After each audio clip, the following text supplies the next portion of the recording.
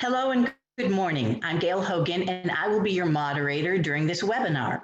If this is your first time joining us, the purpose of this webinar series is to give you the data, facts, and answers as we know them today, and to help you better protect your employees, customers, and your businesses during COVID-19. Today's focus, vaccine prioritization and the new variants. A few details before we get started. All attendees, with the exception of our speakers, are muted. This session is being recorded and will be available on our website. And throughout this webinar, you may submit questions for our experts through the question and answer feature in Zoom at the bottom of this webinar screen. Let me introduce you to our speakers today. Here with me, experts from The Ohio State University Wexner Medical Center, Dr. Andy Thomas. He is the Chief Clinical Officer and Senior Associate Vice President for Health Sciences at The Ohio State University Wexner Medical Center. Dr. Thomas has worked on the front lines of Wexner Medical Center's response and management of COVID-19. Dr. Bruce Vanderhoff is the Chief Medical Officer of the Ohio Department of Health. Dr. Vanderhoff has years of experience leading large teams in successfully dealing with important healthcare issues in Ohio. Currently, he leads the state of Ohio's comprehensive efforts during the COVID-19 pandemic. And we look forward to hearing more about vaccine prioritization today from Dr. Vanderhoff. Dr. Peter Moeller is Chief Scientific Officer and Vice Dean for Research at the Ohio State University Wexner Medical Center and College of Medicine. Dr. Moeller is directing COVID-19-based research for the Wexner Medical Center. Recently, he addressed our community about the new variants and how we should prepare for them. Finally, Dr. Ian Gonzenhauser is Chief Quality and Patient Safety Officer at the Medical Center. He provides leadership and oversight of quality care practices and patient safety across the Wexner Medical Center. And we will begin with Dr. Thomas. Dr. Thomas, welcome. And let's start with a basic barometer regarding COVID-19. Where are we with cases and hospitalizations here in Franklin County and in the state of Ohio? Gail, thanks so much for being here with us. And thanks to all of our attendees today for being here with us again for another corporate webinar. Hopefully this will answer a lot of your questions since the landscape related to COVID continues to change, both in terms of the science, as you'll hear later from Peter about new variants, but also just as the stage of our response changes with the vaccine, which we're all very thrilled about. I'm going to spend just a couple of minutes going through some numbers. As we've done in most of these sessions, we start out with just a little bit of background on where we are in general with the pandemic, for those who haven't attended before. Early on in the pandemic, the state took the 8 emergency management regions of the state and split the hospitals up into 3 distinct groups. There are 3 zones of hospitals. Region 1, 2, and 5, which is Zone 1 at the northern part of the state, is managed by one of my colleagues from Cleveland Clinic. Zones 4, 7, and 8 are 36 counties across central Ohio and southern and southeast Ohio with over 40 hospitals and health systems that I've had the pleasure to be the convener of that group. And then Zone 3 is regions 3 and 6 down in the southwestern part of the state that's managed similarly by one of my colleagues from University of Cincinnati Health. When we talk about Zone 2, we're basically talking about Franklin County, the contiguous counties, a little bit further to the north and northwest, and then everything south on 23, south on 33, and east on 70 is pretty much Zone 2. Now, if you've been on these before, you remember starting in about early November, we started sounding alarm bells that the numbers were going up. And through the majority of November, that continued. The governor put in place some things in mid-November related to curfew. Certainly a lot of folks, and we asked you all and your companies to amp up the education about understanding the importance of things like masking and distancing. But as we headed into the holidays, the importance of not having group events, whether it was at your company or whether it was people in their own personal time, and this concept of establishing a bubble and trying to not go outside of that bubble significantly. Well, the numbers continued to rise until about mid-December. And this is the numbers for Zone 2. So this is a daily census back to April. So that blue line represents the total number of active COVID cases in that third of the state, that zone 2, on each day since April. And you can see we peaked right here in the first and second week of December at about 1,200 cases. We're back in the spring when we thought we had a peak, we were at about 360 cases. So more than 3 times as high in mid-December. And remember, back in the spring is the time when we had nothing else going on. Almost all elective care had been postponed. So we were very concerned in mid-December that this was going to continue. So in December, amped up the rhetoric even more, worked hard to establish this concept of the bubble and try, as people went into the holidays, to make sure they were acting responsibly in terms of masking, distancing, and avoiding large crowds. And the good news is, once again, much like back in the spring, the citizens of the state of Ohio just, really went the extra mile to get this right. As you can see, our numbers in the zone have come down now. We actually got today, this is data through yesterday, we were just above 700 patients. Today, we actually cracked under 700 for the first time since back in early November. So in a way, that's still double what our worst day was back in the spring in terms of the number of patients in the hospital. So in no way do I want to say that this is over or done with, or that we've solved COVID. There are still a lot of patients in the hospital with COVID. I've been under 4,000 patients in the state for the last 10 days after peaking at over 5,000 in mid-December. So these are great trends, and compared to the worst case scenario that we're seeing in, if you look at in California, especially Southern California, they are really in trouble. Unclear exactly why they didn't do some of the things that we've done, but I think it really comes down to what the citizens of the state of Ohio have done in terms of changing their behaviors. Now, there's some other good news. We've talked in the past about monoclonal antibodies on this webinar. We did get that as a tool in mid-November. We got access to the first monoclonal product, and then by early December, a second monoclonal product. Here at Ohio State, we've done over 1,000 infusions of that monoclonal antibody. The estimates in the research would say for that high-risk group that are a candidate for the monoclonal antibody, there are generally about 10% of those patients without monoclonal treatment would have been admitted, and with treatment, it's about 3%. So about a 70% risk reduction. We've even seen a greater risk reduction with nearly 1,000 doses given. We would have expected about 78 admissions out of that group, and we've had in the low 20s. So being able to avoid 50 admissions make these numbers look better. In fact, if you look at Ohio State's numbers, it follows almost the exact same trajectory that the zone's numbers has. This is our numbers, a relatively similar count of the blue number being the total in the hospital on any day, the orange number being the total from the community, and the red number being our total inmates. So we're seeing in the community the same trend with our patients that we're seeing across the zone. And the other thing we talked a lot about inmates back in the spring. We peaked at over 90 inmates in the hospital. We're now down, we've been under 10 inmates in the hospital with COVID for the last 8 days. So really a lot of good news, not over yet, but certainly moving in the right direction. And Gail, with that, I'll send it back to you. Thank you, Dr. Thomas, as always, for that update and some optimism this morning, so we appreciate that. Today, we are tackling two important topics, prioritization and new variants. So let us start with prioritization. And Dr. Vanderhoff, I will turn to you. Can you provide us some insight on vaccine prioritization from a state perspective, please? I sure can. Let me see here. I'm trying to cooperate with getting my slides up for people. Okay. Do we have the slides? There they go. Terrific. Okay. So I want to, if you'd advance the slides to slide 3, which is really where my content begins. Perfect. All right.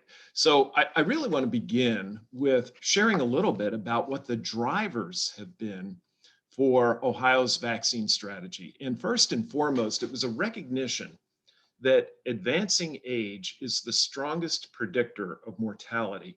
And that's true certainly here in Ohio, where 87% of our deaths are accounted for by looking at those 65 plus. In fact, we get close to 98 or 99% if we look at those 50 and older.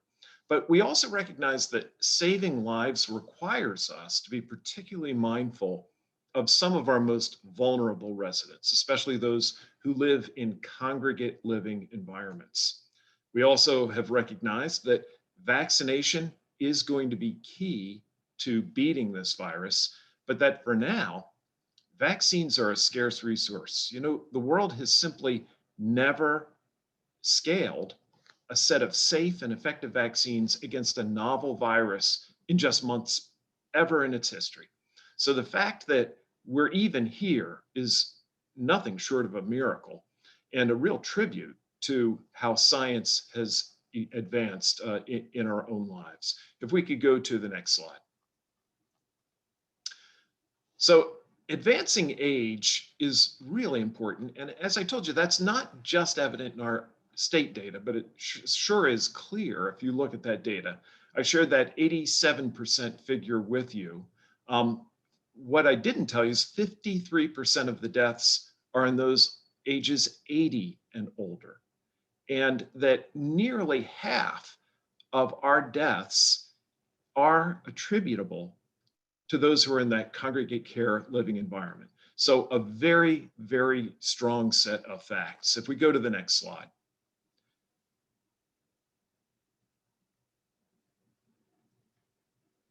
Perfect.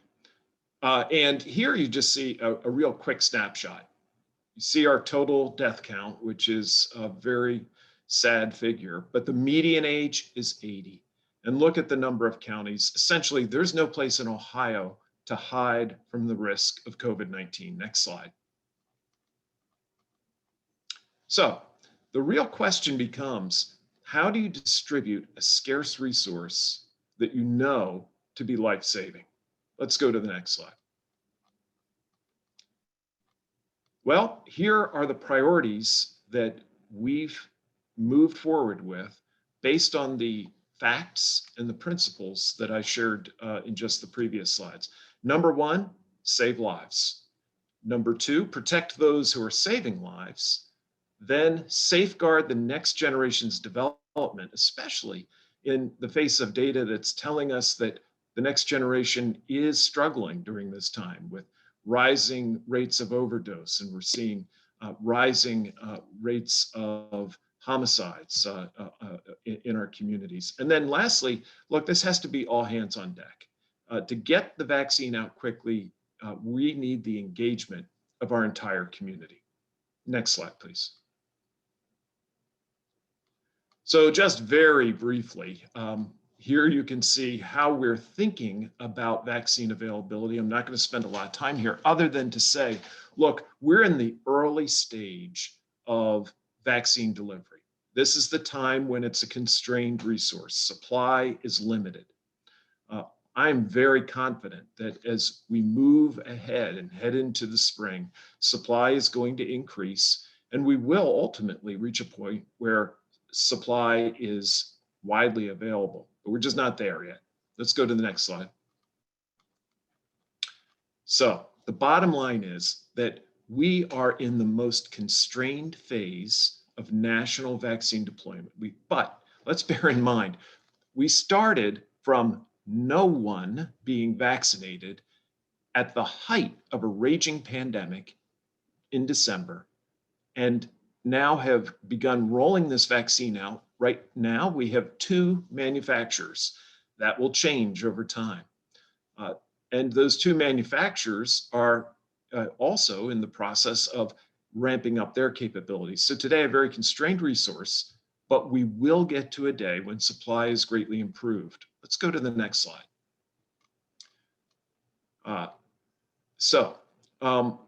Where are we going after we move away from our phase 1A? You will recall phase 1A has been vaccinating those in largely our long-term care facility environment, as well as other congregate living sites, as well as many of our healthcare providers. Phase 1B moves us to those 65 plus in the state, as well as some of our Ohioans who have been born with or developed early in life some very serious medical conditions that essentially disconnect their chronologic age from their physiologic age.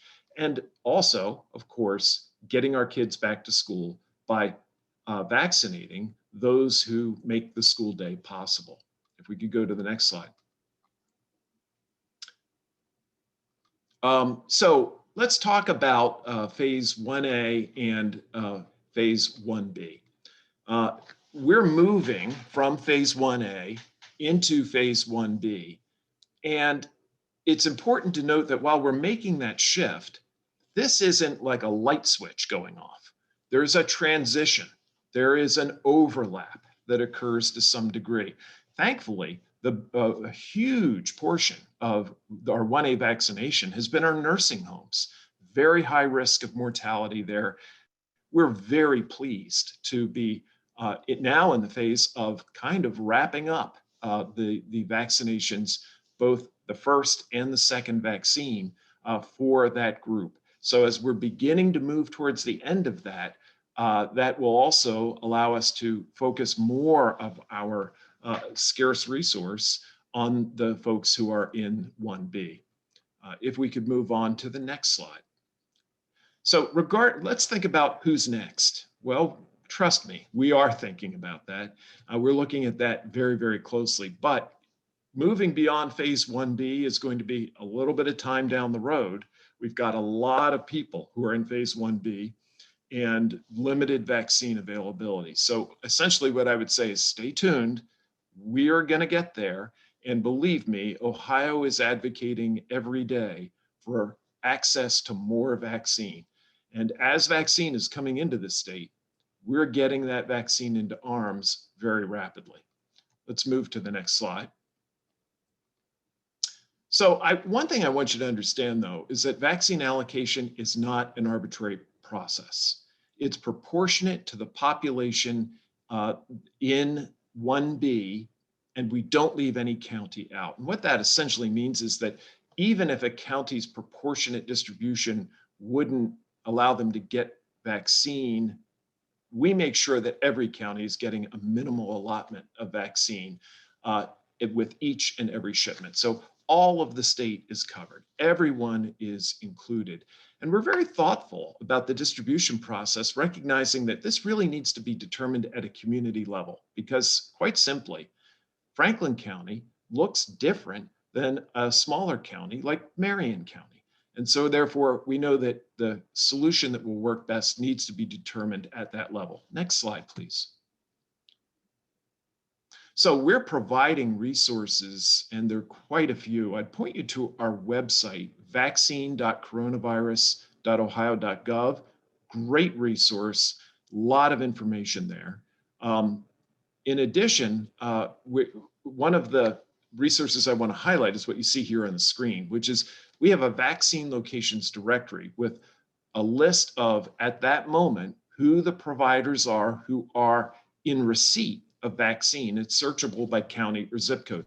This obviously will change each and every week, but this gives our citizens an opportunity to go and look and see where vaccine might be available in their locale. If we could go to the next slide. So just a few more resources and then I'll stop talking. These are all again available on our website. Next slide. There's the vaccine dashboard, and you've probably seen this repeatedly on the governor's press conferences. Next slide. We have a wonderful vaccine communications toolkit that's available. I've been through the materials in there. They're vast. Literally, I don't think you could probably get through all of them in a single day, but you can filter them and find ones that might be useful to you. Next slide. We also have opportunities for people to become vaccine providers who may not yet have signed up, so the door is not closed.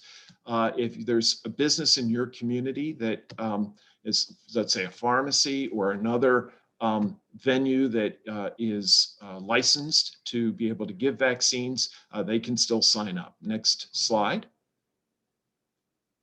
We also have lots of opportunity for people to volunteer, and would point you towards the Medical Reserve Corps. And we have information here on how people can join that Medical Reserve Corps and be part of our future vaccine distribution. And then next slide. And you don't have to be a health provider to be someone who can help with this vaccination effort. And I think that's important for this audience to recognize. We need everybody supporting, helping with messaging, helping to organize activities, especially as we move more and more vaccine into our communities. And most importantly, to be ambassadors for the importance of vaccination and the safety of vaccination. With that, I'll conclude Thank you very much.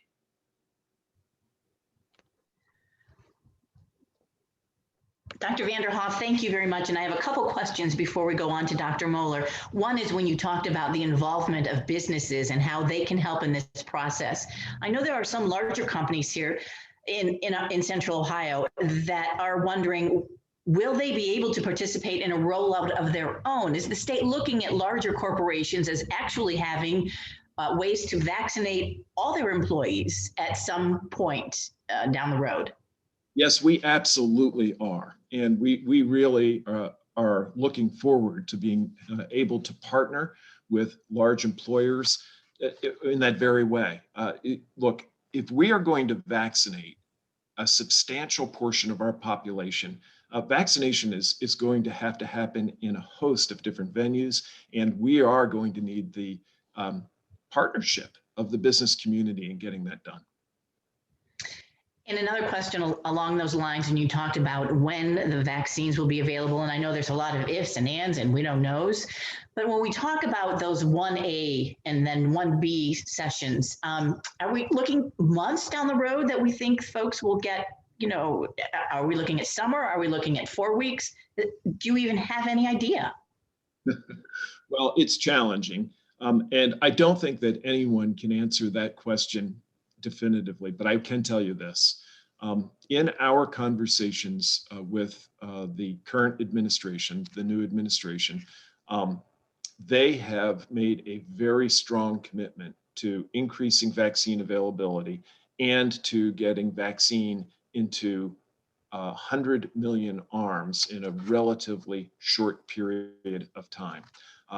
Now, I've also participated in conversations at a national level among leading vaccine thinkers, and they're actually optimistic that that is not an unrealistic goal that the administration has set. So, all I can say for now is we know we need more vaccine. Vaccine is the issue. It's the thing holding us back is supply, but national leaders are totally behind that and are pushing hard to get us more and more supply.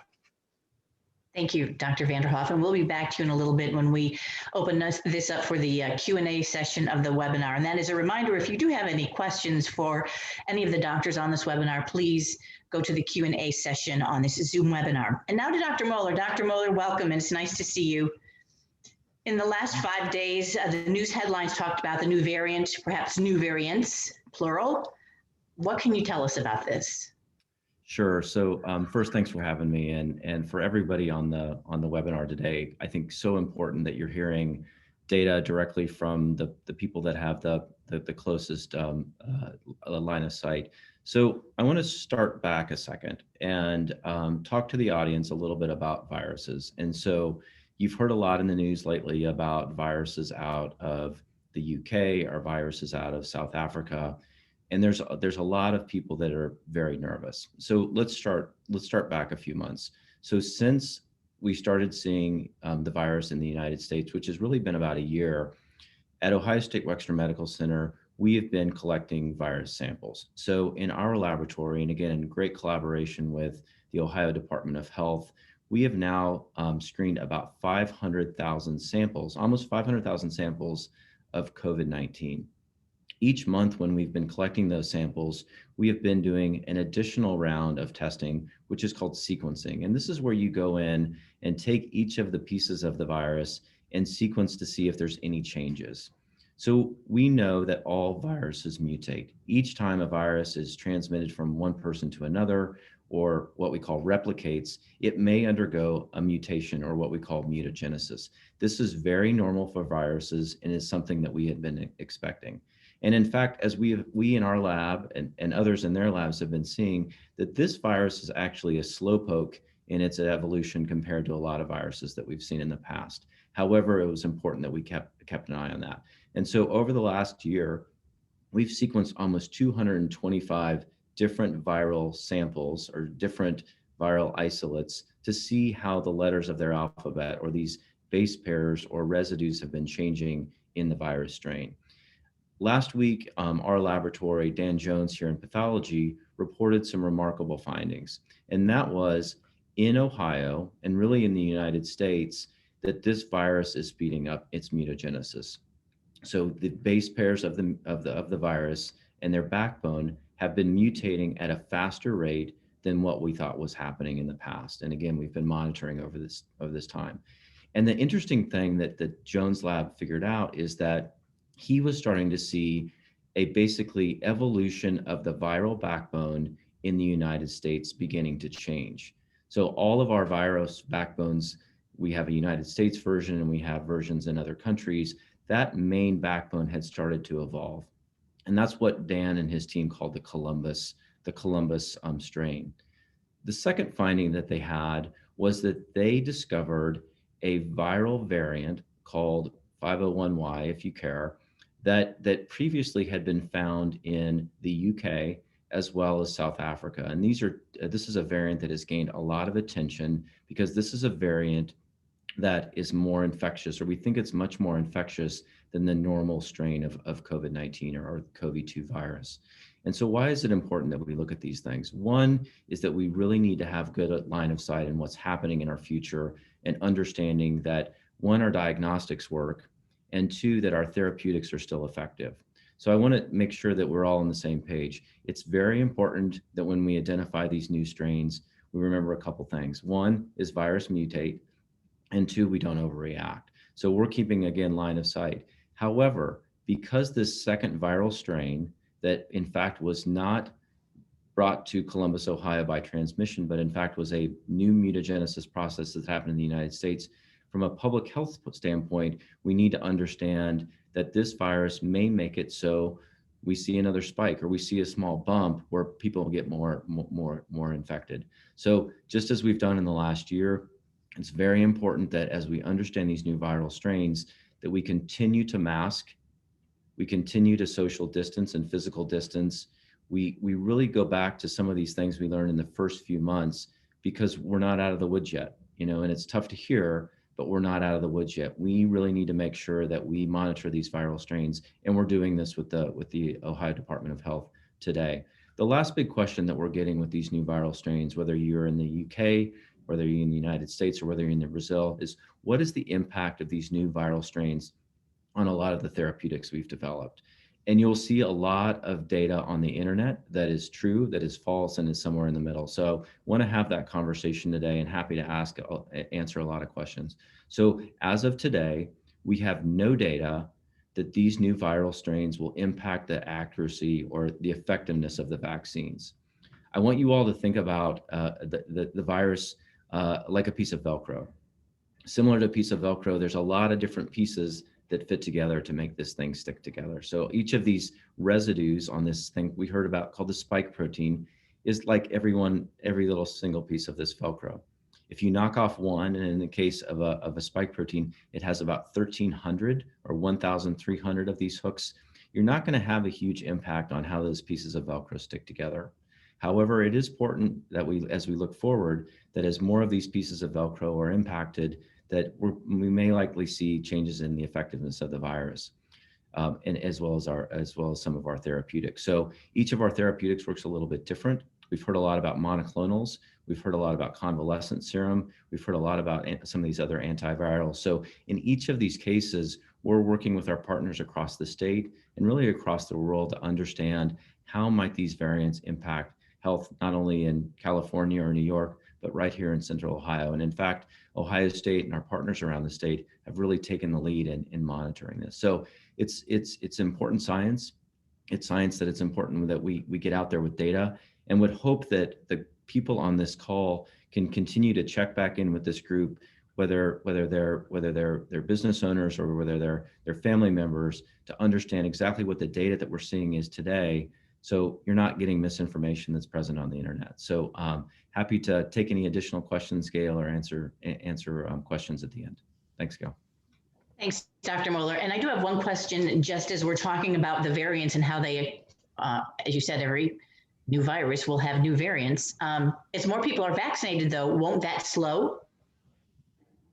Well, I think, and it's very true. We've seen this on the news. We are in a race. We are in a race to vaccinate as fast as we can before we get what we call escape mutations. So mutations that might escape the effectiveness of that vaccine. The faster we get shots in arms, as we've heard on this call many times, the better off we're going to be. However, it's important that we understand, and we heard this from Dr. Vanderhoff, is that that's not going to happen tomorrow. And so we have got to be vigilant in terms of the distancing and the masking we've heard about. It's been effective, it works, and we're going to get through this. But in the laboratories, we want to make sure that we're thinking ahead, that we've been playing defense for about a year. It's important that we play offense. And as we develop new therapeutics, there's a lot of smart people working on this around the world, and we'll get there. And kudos to your lab, Dr. Moeller, for all the work that you have done in discovering some of these new discoveries that are helping all of us. So thank you. And I would like to bring all of our doctors back on for our Q&A session. And also as a reminder that this webinar is being recorded and will be available on the OSU website beginning next week. So Dr. Gonzenhauser, I'm going to start with you, and we're going to get a little personal here because we asked you if you would share your experiences with getting the vaccine and how was your reaction to that? Sure. Thank you, Gail. I want to express my thanks also to everybody on the call today. We find these webinars really, really useful as an organization, and we're doing it for the folks that are participating. So it's really your participation that drives us to continue to do this. And we're just so happy to be bringing this information to the business community of Central Ohio. It's a great question, and I know we were talking a little bit earlier about my experience, and I think this is relevant to one of the questions that was raised on the Q&A as well.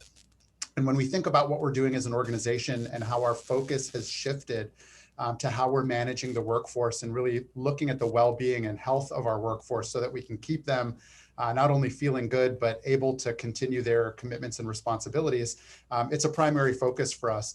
And it's interesting how that has shifted over time from looking at risk and transmission early on to then thinking about transmission in the workplace or bringing in community exposures to the workplace and what that can mean, to now managing what is really the shining light of this whole process, as Dr. Vanderhoff and Dr. Moeller outlined, and Dr. Thomas as well. The fact that we have a vaccine available, multiple vaccines, that we're talking about getting into hundreds of millions of arms over the next 100 days, this is historic in every way.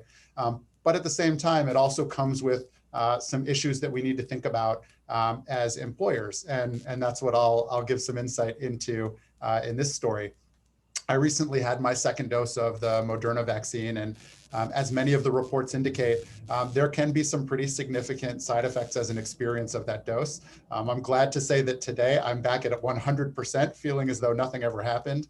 But the day after the vaccine was definitely significant. And it was a day for me that my productivity was severely diminished. And I really, if I needed to be on site in a workplace versus working remotely, that would have been really challenging for me. And we're looking at that and how that affects our workforce. And I think all of the employers on this call are going to want to think about that as well. We're really looking now at managing exposure to the vaccine itself and what that means in potential terms of call-offs and people who maybe need to take some time the day after their vaccine. This is something that employers should be planning for. And part of your vaccine preparedness, as you put together a vaccine protocol to get your workforce vaccinated, should definitely be thinking about the potential to have that next day after vaccine as a day that you're going to want to be prepared for your employees to have that day available to potentially just recover. My experience was one of pretty significant side effects, a lot of chills and fever that have been described. I spent a pretty long period of time in bed. And the challenges that I faced as an individual were one, figuring out how to really cover my workplace responsibilities. And then two, figuring out how I was going to get through all of the laundry that my wife made me do as a result of me spending such a prolonged time fevering in bed.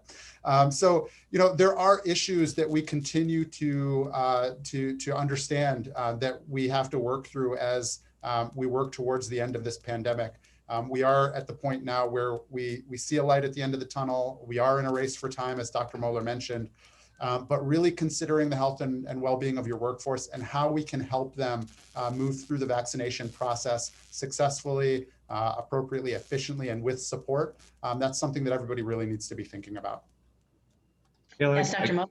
Yeah, I guess I would just, add to what it was been said today. And I think we've talked a little bit about, the importance of vaccines. We've talked a little bit about some of the unfortunate acute side effects as well as some of the variants. I think it's also important that we can help as a group talk a little bit about how these vaccines were developed. And I think it's important that we are able to communicate with whether it's your company or your school or whatever it might be about the time and effort and really the rigor that were put into the development of these vaccines, how they're made, how they were tested. Really this has happened in record speed. But we really can have some time and have spent a lot of time ourselves looking at, what is the data for certain individuals? What is the group for people that might be underrepresented or people that might be pregnant? There are a lot of questions out there, not only in the state, but across the country of people that may not be ready. And I think, we have a lot of time and we've spent a lot of research looking at, we didn't just take these blindly. We spent a lot of time ourselves understanding how were they tested, how are they designed, and we're happy to provide those services to your groups as well. Yeah, I would really echo that communication and education is paramount in building public trust for these vaccine efforts. The efforts that we put forward are only going to be as good as the public's ability to assume that we have made these decisions in a very thoughtful manner, and that we do have evidence and science that are backing this approach.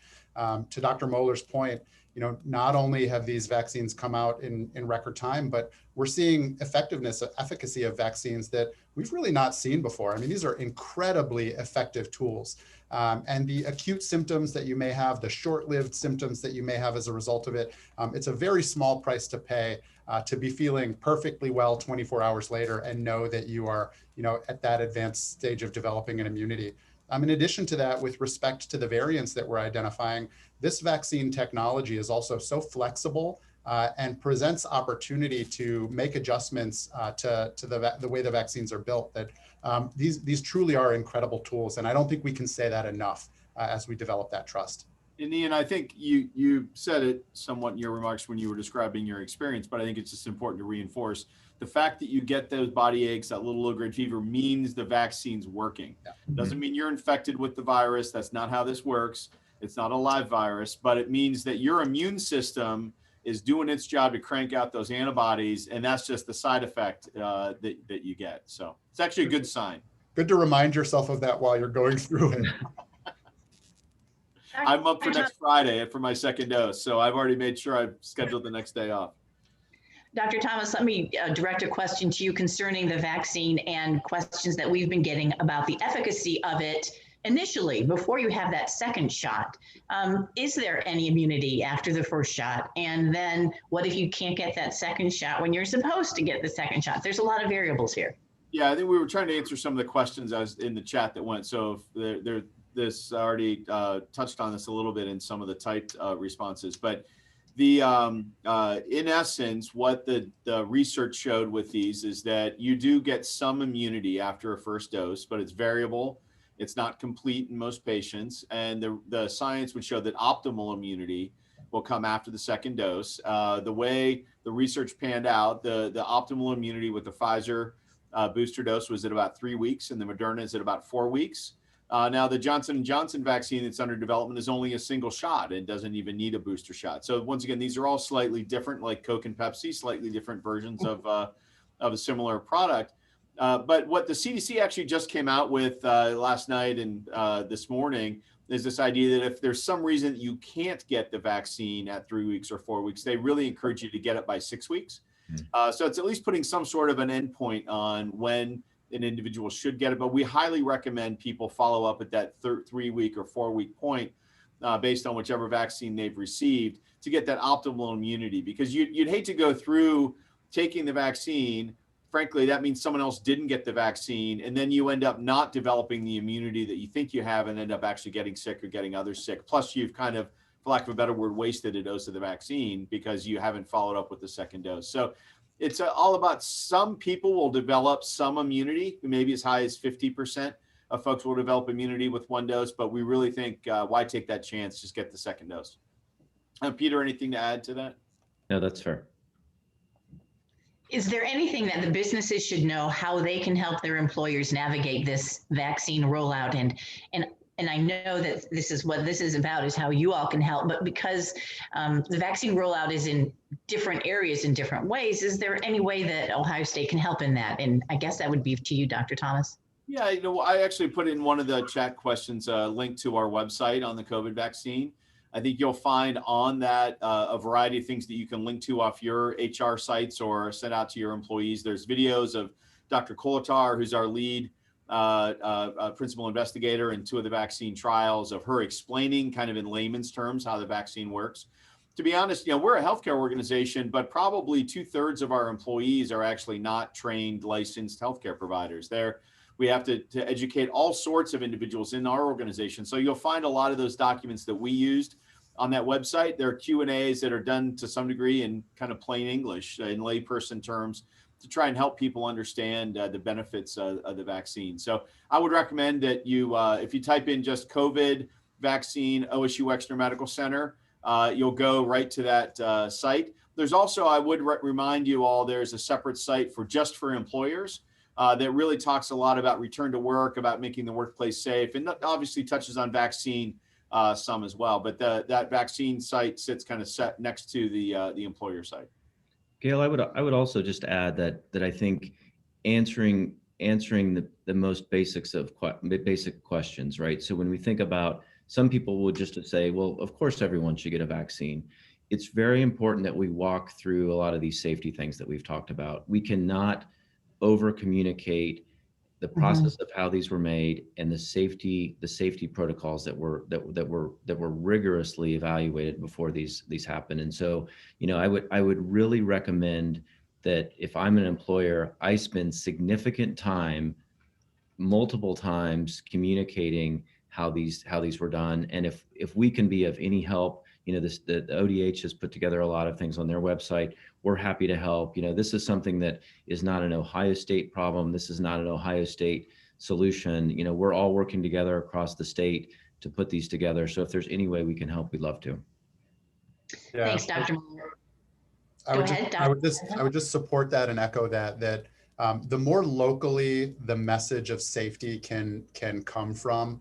So it's one thing to get national messaging and even state messaging about the safety of the vaccine. It's another thing to get messaging from a local partner like OSU about the safety of vaccine. But the more close to home that messaging can come from, the more impactful it is to people, the more trusting they are. So employers providing that messaging is a step closer to the individual. And the closer we get it to the communities and the more communities are talking about the safety and efficacy of the vaccine, the more likely people are to go out and get it. So I think that's a very important thing for employers to contribute.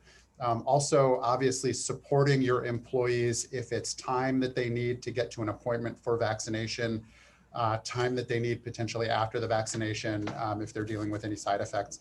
I think supporting your workforce to do so, that's a really critical component.